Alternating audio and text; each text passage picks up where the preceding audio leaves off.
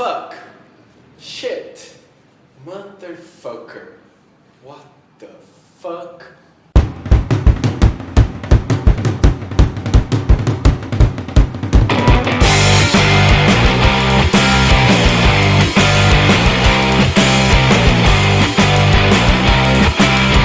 O que todas essas palavras têm em comum? Além do fato de elas serem muito facilmente reconhecíveis por várias pessoas que não falam a língua inglesa, elas são grosseiras, chulas, inapropriadas e muito legais de usar quando você domina o inglês fluente. Palavrão, como no português, na nossa própria língua, no inglês ela denota uso, fluência, né? Um uso constante ou pelo menos um uso muito individual da língua. É por isso que quem geralmente fala palavrão não são as pessoas que estão aprendendo a língua inglesa como uma segunda língua, mas sim os nativos que usam ela no dia a dia, no cotidiano.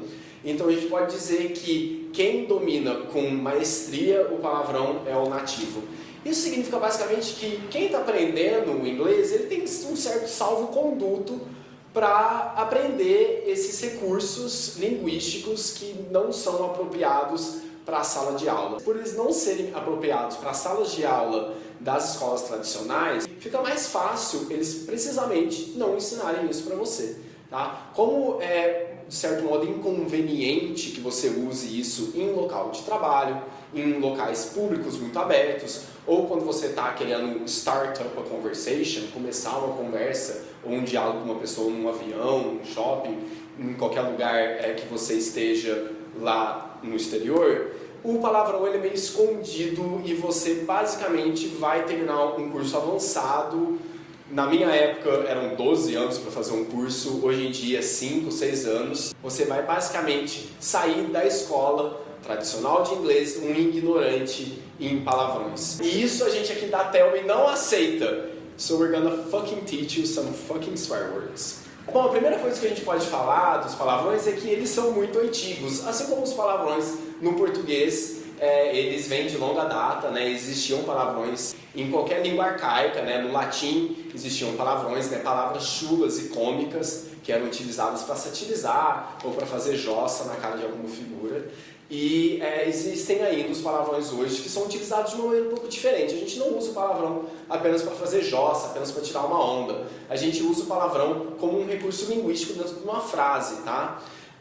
Vou dar um exemplo muito rápido. Um dos usos gramaticais, sintáticos de um palavrão no inglês é como um recurso de avaliar, aumentar, qualificar um certo adjetivo, tá? Então eu posso dizer que uma coisa é boa, posso falar this is good, ou eu posso falar this is great. O meu recurso que eu estou utilizando aqui é mudar o adjetivo good para great e aí criar uma valoração de menor para maior. Eu posso simplesmente usar o palavrão e falar que good is like very good. E para isso eu posso lançar a mão do recurso do palavrão, que seria, por exemplo, fucking. Eu posso falar que something is fucking good e a pessoa já está entendendo implicitamente que aquilo é bom pra caralho. Quando a gente quer estudar o inglês, a gente geralmente não pensa em palavrão. Tá? A gente pensa o quê? A gente pensa em gramática, sintaxe, semântica. Tá? Instrumentalização da língua e comunicação, né? Pedir uma hora, pedir um nome, dar o seu nome, dar um horário, pedir um endereço, perguntar se tem um hospital no seu bairro ou perguntar por que você está esperando tanto tempo na alfândega na frente de um policial da Polícia Federal daquele país. Não me leve a mal, não que a gente não estude o inglês de maneira correta ou de maneira razoável nas escolas tradicionais. Mas não parece um tanto óbvio, um tanto lógico, que se você não aprende um dos recursos mais utilizados em qualquer língua moderna, de maneira fluente, livre, natural, será que não está faltando alguma coisa no seu aprendizado e, por conseguinte, não vai faltar alguma coisa quando você precisar usar a língua? Então, para quê? Basicamente, no sentido de uso, você deveria aprender palavrão, ou pelo menos conhecer que os palavrões existem na língua que você está estudando. O palavrão, por exemplo, pode evitar que você se coloque em situações embaraçosas. Em inglês a gente chama isso de faux pas. Uma saia justa que acontece muito é a diferença de beach, que é praia, e bitch, que é puta. Posso falar isso? Tá. Puta, eu já tô falando, é um negócio de palavrão, fala o que quiser. A diferença aqui tá em vogal longa, beach, e em vogal curta, bitch. É muito sutil, por isso que as piadas são intermináveis. Ah, conheci alguém que tava na praia e falou, I love beaches. E o cara, beaches? I love beaches. In Brazil we have many beaches. Então você está usando aí uma frase depois da outra de maneira desastrosa. Então aí você está ofendendo as pessoas, está se colocando numa posição ou de ofender as pessoas, ou no mínimo de passar um carão quando você estiver utilizando uma palavra que existe, que não é um palavrão de maneira incorreta, né? E para nós aqui do Tell Me About, uma das coisas mais valorosas que você pode elicitar no seu uso do palavrão é o estilo. Eu uso muito palavrão em português em ocasiões onde eu quero demonstrar raiva, onde eu quero demonstrar decepção, ou quando eu quero demonstrar grande elogio. O palavrão, ele faz parte do meu recurso linguístico e ele também integra, então, o meu estilo de falar. Então, quando eu ouvia a minha própria voz, o meu próprio discurso no inglês, porque inglês não é minha primeira língua, embora eu tenha família estrangeira. Nós passaportes! A língua inglesa soava muito estranho aos meus ouvidos, mesmo quando partia de mim. Isso me faz prestar muita atenção no timbre da minha voz, na minha fonética, na minha pronúncia e principalmente no meu discurso em geral. Quando eu passei um tempo razoável no contato e no trato com nativos, numa viagem que eu fiz para a Inglaterra, eu percebi que aquilo que eu falava, as opiniões que eu dava sobre assuntos que eu conhecia muito bem, soavam meio alienígenas, assim, parecia que era eu que estava pensando a ideia, mas não era eu que estava falando. Então, por que isso estava acontecendo? Faltava o estilo Bowie de falar, um estilo meio chulo de falar que eu gosto de futebol pra caralho, né? Então eu não falava I like football, I love football. Eu podia usar um I fucking love football. O uso do palavrão, embora com certeza inapropriado, tá? Não saia por aí falando palavrão pra todo mundo, pra qualquer pessoa, na rua, no ônibus, no metrô, no trabalho, na festa, né? Saiba usar recursos linguísticos informais, coloquiais, gírias e palavrões de maneira correta. Eu estou aqui jogando palavrões porque é assim que o palavrão deve ser visto, porque assim que ele é visto. Você vai ter os palavrões surgindo através de dois aspectos.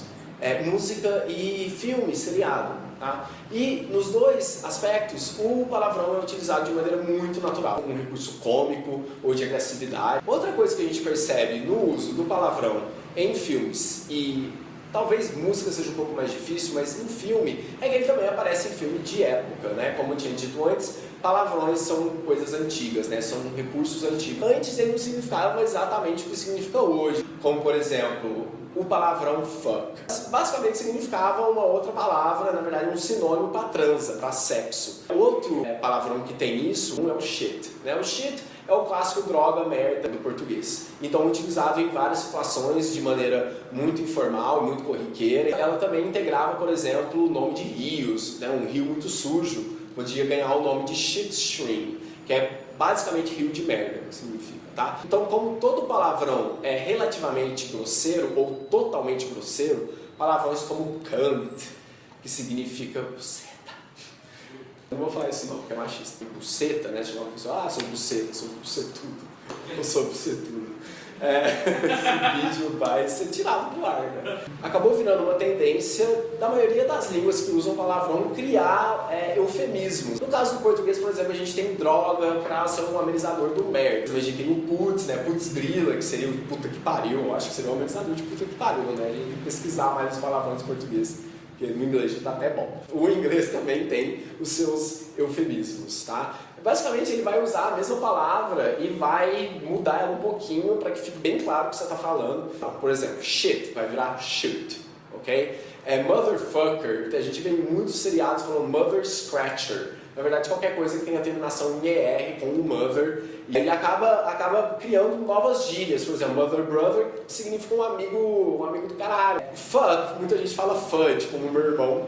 Ele fala muito fudge, fala oh fudge. Isso vinha muito da gente jogar um jogo online e você não poder usar palavrão. Então meu irmão, ele criou, isso é um jeito dele, mas eu já vi em outros lugares. Então, inclusive fica cômico, né? Demonstrando aí que tem muito estilo no uso do palavrão, mesmo que ele não seja um estilo estético, tá? Ele é um estilo, vamos dizer, de vida. A gente aqui do Tell Me About não quer usar esse vídeo para te ensinar palavrão. É um assunto relativamente extenso, ele tem uma gramática. Tá? Então se você quer uma aula de palavrão, se você quer ver cada particularidade, peculiaridade dos palavrões e do seu uso, e exemplos também, então em primeiro lugar, curte o nosso canal, dá um like no vídeo, aí posta um comentário e fala: porra, motherfucker, eu quero um fucking vídeo de fucking swear words. Aí a gente vai fucking do it for you. E lembra de acompanhar o canal, porque com certeza isso pode aparecer organicamente e pode virar um dia e falar fuck it. A gente vai fazer um vídeo de aula sobre palavrões, tá? E lembra de curtir e acompanhar as nossas redes sociais, Instagram, Twitter, Face. E é isso aí, bitches. Uia.